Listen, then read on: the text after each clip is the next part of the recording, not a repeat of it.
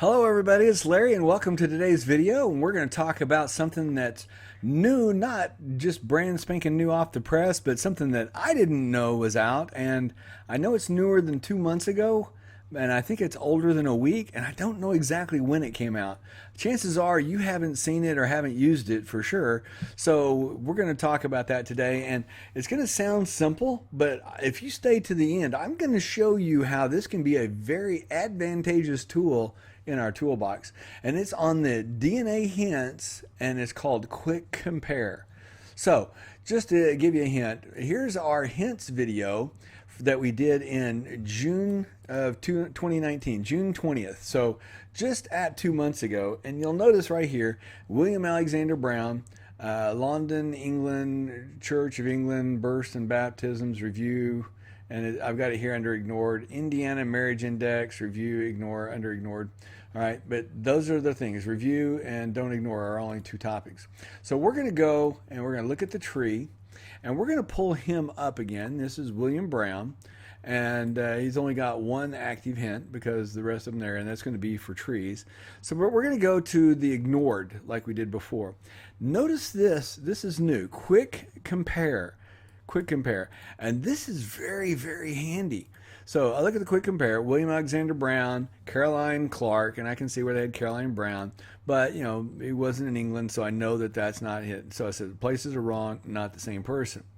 And this one was a little trickier. It said William A. Brown, 1892, which was right. So here's my tree, born in 1892, and William Alexander, okay, Carrie Hughes, not the same person.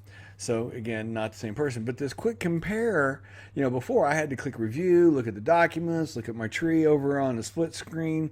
And so now I have it all right here handy. William Alexander Brown, 1860, 1860, 1923, 1923, Colorado, Oklahoma. So it looked good. William Brown, 1860, 1923. William Brown, 1860, 1923. But I could tell Grady County, Oklahoma, Jefferson County, Colorado. So with quick compare, I can pretty much say this isn't the same person. All right. So let's look at some other people in the tree and find out a couple of important parts of this. And again, I'm going to show you how this can be very handy in your toolkit and determining whether or not it's the correct person. M.J. Van Hook, September 19th, 1877, Hopkins County, married David Taylor. Looks to be correct. Let's do our quick compare. David Dillon Taylor, September 19th, 1877, that's there. Hopkins, Kentucky, Henderson, Kentucky. Okay, so this is actually pretty handy because now I've spotted a discrepancy in between my tree and my information and what they have.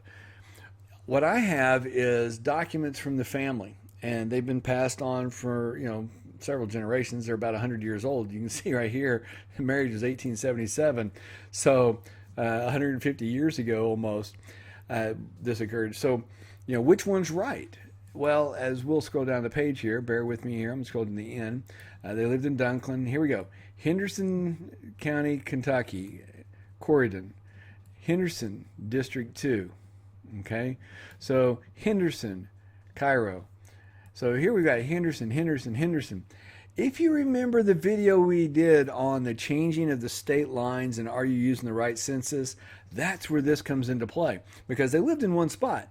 But that was Henderson, but Henderson was Hopkins, and it was different counties as the thing split up over the course of years. So I'm not sure. I'll have to look at the exact date of 1877 and go and check that and find out where the county line was and see where they were really married. Were they married in Hopkins? Is that a more correct, or Henderson? And I've got this gut feeling that my record may be wrong, that all the other subsequents were Henderson, and where they're married today is Henderson, but I have a feeling that 1877, I'm going to find that that was Hopkins.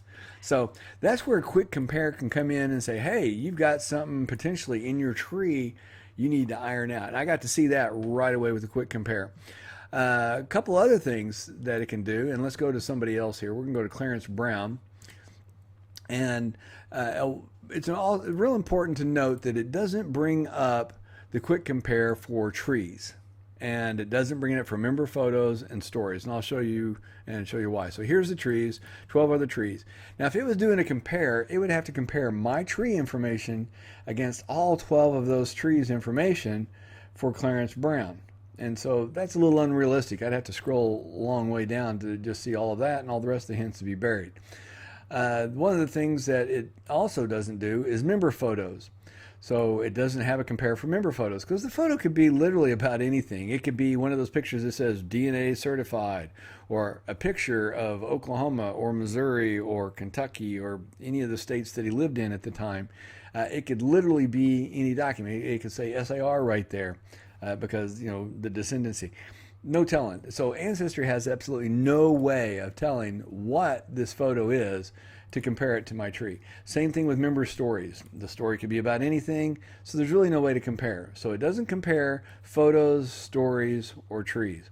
But the rest of it, it does a real good job. So, all right, let's look at our Clarence Brown. We're just going to do a quick look. We're scanning through our hints here. September 1896, 1961, died in Oklahoma. All right, so let's come up here, Social Security Index. Clarence Brown, September 1897, and died in Oklahoma. So is this the right person? I'll give you 1 second, and you can just kind of tell just off on your own. Clarence Edmund Brown, Clarence Brown, September 20th, September 10th. Okay, 1896, 1897. Died in Oklahoma, died in Oklahoma. Wait a minute, right here, 1961, 1968. And so this is obviously not the same person. Now, before, this was going to require me to go and review the document, and then, here it didn't give me much more. So I was going to have to go and find a whole lot more information about this Clarence Brown, match it with the social that they have there. And so I was going to have to look up a whole bunch, but with the quick compare, I can instantly say, no, this is not the same person. And why'd you ignore this hint? They still haven't given us that one we've asked for. Not the same person. Not the same person. Let's see, is there dates wrong? Dates are wrong. Places are wrong. All right, so we got that. So anyway, I can do that really easily with a quick compare. Now, this one is a little trickier. Clarence Edmund Brown. And it's, your gut says, okay, New South Wales, Australia, that's not him. But I also know that Clarence Brown was in the Army. And I don't know if he was stationed there. Now, it says electoral row, so I don't think it was him. But I can't be 100% sure. So I'm going to leave that one as undecided for right now. But you can kind of see the power on the hint. So, we looked at this one, and it had, the right birth month, had the right name, and the birth year was off by 1, which is not uncommon. We deal with that all the time in census reports. The birth, state, Missouri, the death date or place was Oklahoma. So, everything seemed to match up, but the dates were wrong, the places were wrong. That was not the same person. And so we were able to see that strictly from the quick compare. So quick compare, lets us really see stuff, really quickly. And that's really the power of it. It saves you, like here, we have to wait for the page load. If I click on anything else, I have to wait for that page load. If I click review, I got to wait for this page. I've actually clicked. We're waiting. There we go. So for that page to load. So every time you're waiting on the website, that takes time, and in research and in our ages, time is kind of precious. But be able to click that quick compare and have that instantly pop up, say, okay, I know this is here, and I've got a discrepancy in my data for the marriage. So I'm going to be able to find out a little more family history, family story around this marriage, because again, like I said, I'm 99% sure that's about the county lines changing.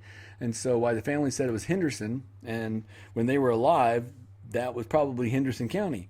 But at the time in 1877, I got this feeling it's going to be Hopkins, where they got married. So I'd have to find out the exact location, and I'm really guessing it's going to end up being Hopkins County.